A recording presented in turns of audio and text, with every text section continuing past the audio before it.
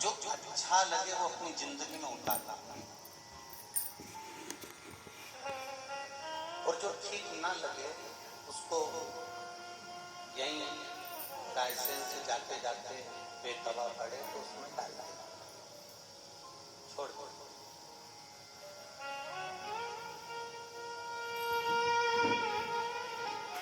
पर कुछ अच्छा ग्रहण करने का प्रयास करें।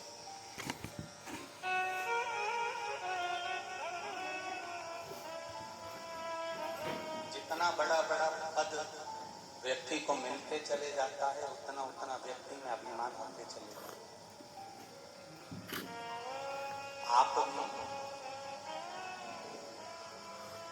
जब भगवान की भक्ति में, भगवान के भजन में, भगवान के कीर्तन में, भगवान के स्मरण में, भगवान के नाम जाप में, भगवान की अविरल भक्ति में जब धीरे धीरे धीरे धीरे डूबने लगोगे तो कहीं कहीं आप और हमारे मन में भी अहंकार उत्पन्न हो जाता है कि मैं भगवान शिव का परम भक्त।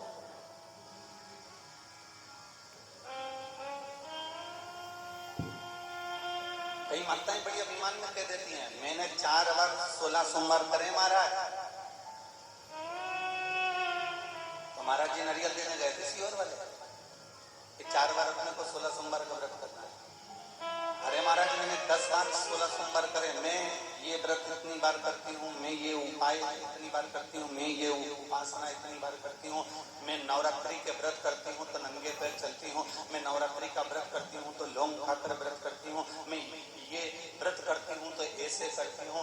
हमारी साधना को, हमारी उपासना को, हमारे भजन को, हमारे कीर्तन को, हमारे मंत्र जाप को, हमारे नाम जाप को कभी हमें उससे नहीं करना कि हमने किस तरह से। हमें तो ये सोचना है कि हमारे भजन से, हमारे कीर्तन से, हमारे मंत्र जाप से, हमारे स्मरण से, हमारे भगवत स्मरण से भगवान कितनी बार रीझा है हमको ये देखना है। हमने कितनी बार करा वो नहीं देखते, और रीझा कितनी बार।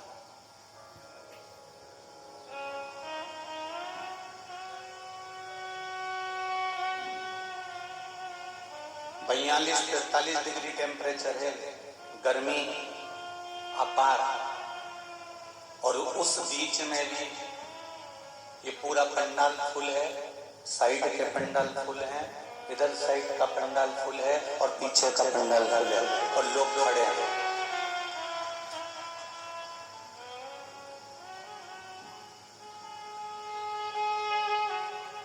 अब ऐसी भक्ति को कहां से लेकर आओ? इस तप साधना को कहां से लाओ?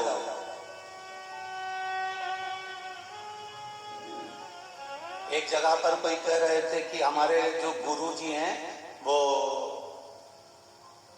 ऐसे चारों तरफ आग लगाकर या धूप में अपने शरीर को तपाते हैं। हमने पूछा कितने घंटे तपाते हैं, तो कहा 2-2.5 घंटा वो बिल्कुल सूर्य की तपन में और तपते हैं। हमने कहा यही की देवऋषि नारद के मन में भी एक प्रश्न खड़ा हो गया था कि मैं जितनी बार भगवान का नाम लेता हूं संसार का व्यक्ति उतनी बार नाम नहीं ले सकता। तो भगवान ने उनके हाथ में खीर का पात्र दे दिया था, खीर का कटोरा दे दिया था और कहा था ये खीर का कटोरा ले जाओ, और भगवान विष्णु ने कहा ये शंकर जी को देकर आओ, पर मैं इसमें से एक बूंद खीर भूमि पर नहीं गिरना चाहिए।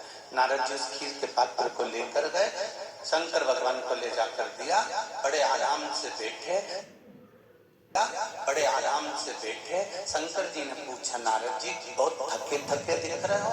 नारद जी बोले कोई टेंशन नहीं है, बस खीर यहाँ तक पहुंच गई उसी की चिंता थी।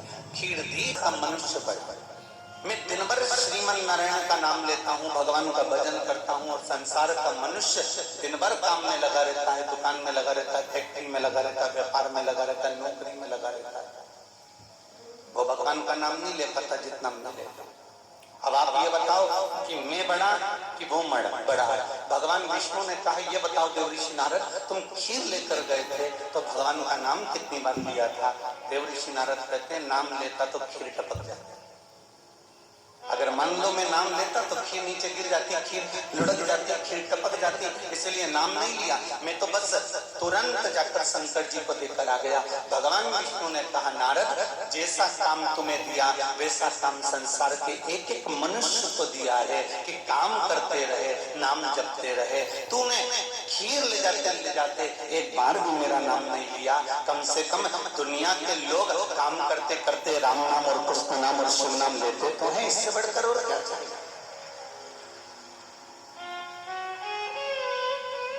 भगवान का नाम ले तो रहे हो। कोई कहे हम इतने घंटे तपते हैं, कोई कहता है हम इतने घंटे साधना करते हैं, कोई कहता है हम इतने घंटे भजन करते हैं। मेरा आपसे निवेदन है कि आप उन साधु सन्यासी तपस्वी साधक और उपासक से भी बड़े हो, जो अपना घर भी संभाल रहे हो, बच्चे भी संभाल रहे हो, परिवार भी संभाल रहे हो और 3 घंटा धूप में चलकर कथा का स्नान भी कर रहे हो। इससे बढ़कर कोई तप साधना नहीं हो सकता।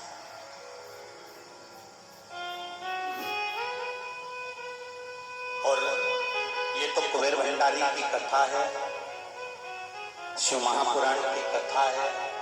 हम तो 7 दिन में पाँच कर चले जाएंगे और आप भी 7 दिन में सुनकर चले जाओगे।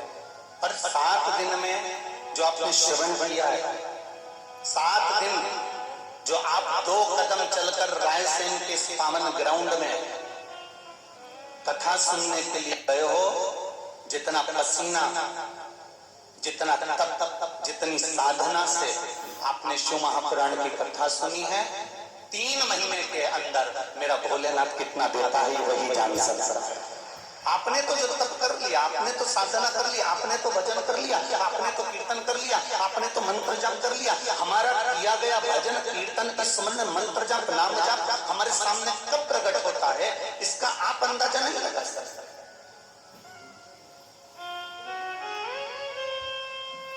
बस अगर ये मनुष्य की देह मिले, ये मानव का शरीर मिले, ये शरीर अगर प्राप्त हुआ है तो इसमें कुछ अच्छा कर जाना।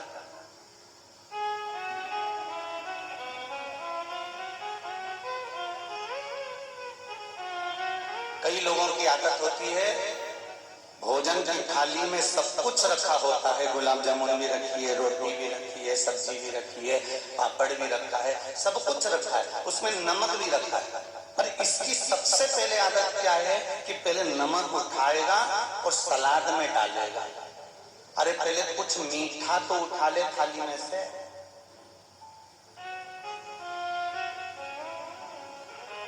खारा खारा ही ढूंढता है।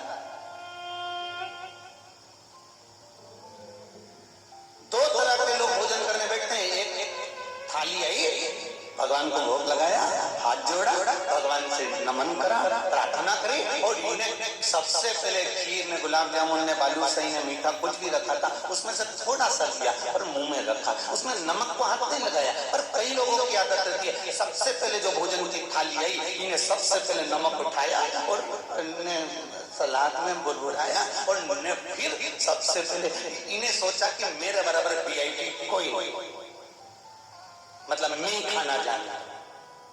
पर शिव महापुराण की कथा कहती है, एक बार माता अन्नपूर्णा के दरवाजे पर भगवान शंकर काशी नरेश मां अन्नपूर्णा के दरवाजे पर जब भोजन करने के लिए गए, 3 बार अलख लगाई मेरे शंकर भगवान ने अन्नपूर्णा के दरवाजे पर कि मुझे भोजन करना है। अन्नपूर्णा,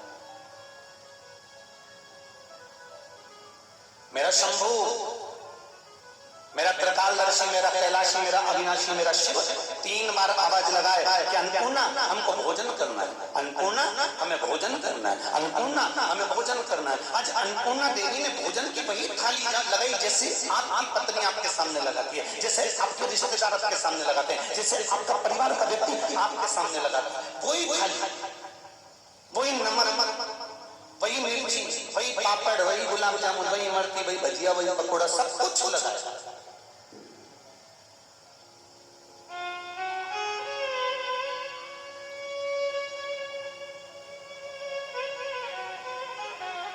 और जब सब कुछ लगाया और फिर मेरे शंकर भगवान ने जब उसमें से थोड़ा सा चूरमा उठाया और चूरमा उठाकर मेरे भोलेनाथ जैसे मुख में रखे तब अन्नपूर्णा देवी खड़ी हो गई।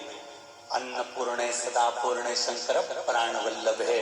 शंकर भगवान के हृदय में निवास करने वाली मां अन्नपूर्णा, भगवान शिव के हृदय में निवास करने वाली मां अन्नपूर्णा उसी समय पर सामने आकर खड़ी हो गई और भगवान शिव के सामने आकर खड़ी होकर कहा अन्नपूर्णा देवी ने, धन्य है विश्वनाथ आप धन्य।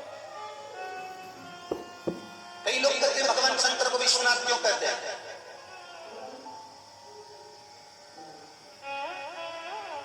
इतने सारे देवी देवता हैं 33 कोटि, विश्व का नाथ एक ही है, मेरा शंभु, मेरा शंकर, मेरा ओघड़दानी, मेरा त्रिकालदर्शी, मेरा कैलाशी, मेरा शिव, दूसरा कोई नहीं। क्यों कहा गया विश्वनाथ? तो माता अन्नपूर्णा देवी ने कहा धन्य है शंभु, धन्य है मेरे जगत के नाथ, मेरे विश्वनाथ आप धन्य है। आज मैंने भोजन की थाली में थोड़ा सा खार भी रखा था, आज मैंने भोजन की थाली में थोड़ा सा खार, थोड़ा सा नमक भी रखा था और आपने उस भोजन की थाली में से केवल मिष्ठान उठाया है।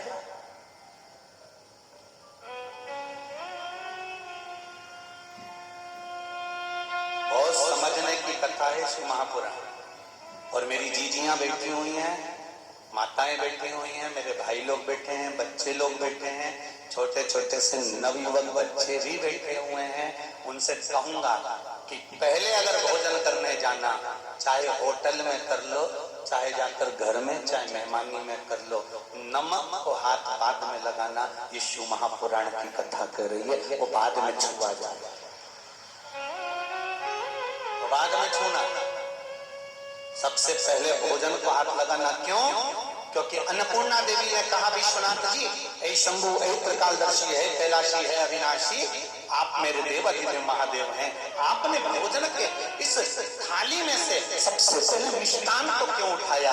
तब मेरे शंकर भगवान कहते हैं अन्नपूर्णा, जब संसार में रहने वाला, मृत्यु लोक में रहने वाला मनुष्य भोजन की थाली में से, अन्नपूर्णा की थाली में से मिष्ठान लेकर अपने मुख में रखता है तो उसके पूर्वजों को पिंड की जरूरत नहीं पड़ती, अपने आप मर जाता है। मात्र हमारे शरीर में 33 कोटि देवताओं का स्थान है। शिव महापुराण की कथा कहती है 32 जगह पर तिलक लगाया जाता है शरीर में।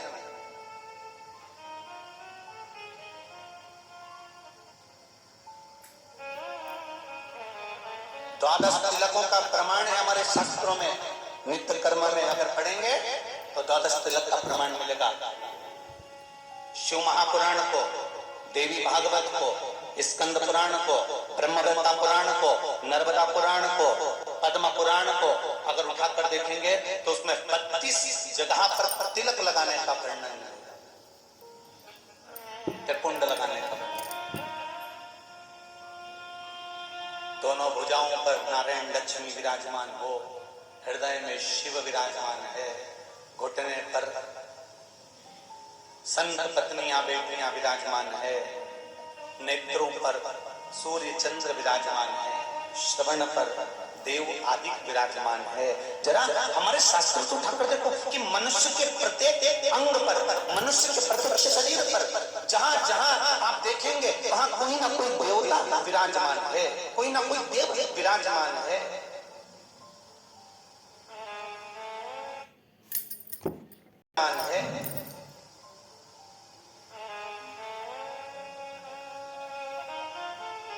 भूख लगी हो और भूख लगने पर पहला गासा जब नहीं फेंका जाता है तो सबसे पहले पितृ तृप्त हो जाते हैं, हमारे पूर्वज तृप्त हो जाते हैं, आशीर्वाद दे देते हैं। अन्नपूर्णा की थाली पर जब आप बैठकर भोजन करते हो तो हमारे पूर्वज तुम्हें आशीर्वाद प्रदान कर देते हैं, हमारे पूर्वज तुम्हें आशीर्वाद प्रदान कर देते हैं कि तुम हमको अन्न भात प्रदान करे हो, हमको कुछ दिया है। इसलिए ये भोजन की थाली पर जितना भोजन है तुमको कभी तुम्हारे हाथ से छुड़ाया नहीं जाएगा, तुम्हारे भाग्य में इतना भोजन हमेशा बना रहेगा और तरक्की करते रहोगे। ये पूर्वज कहते हैं हमारे। पूर्वज रोते कब है? कुल देवता, कुल देवी,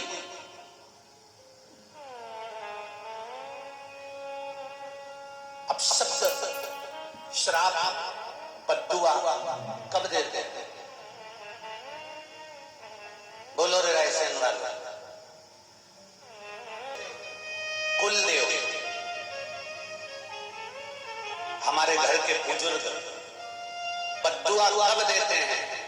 शिव महापुराण की कथा में और विष्णु पुराण की कथा में, दोनों में वर्णन आता है।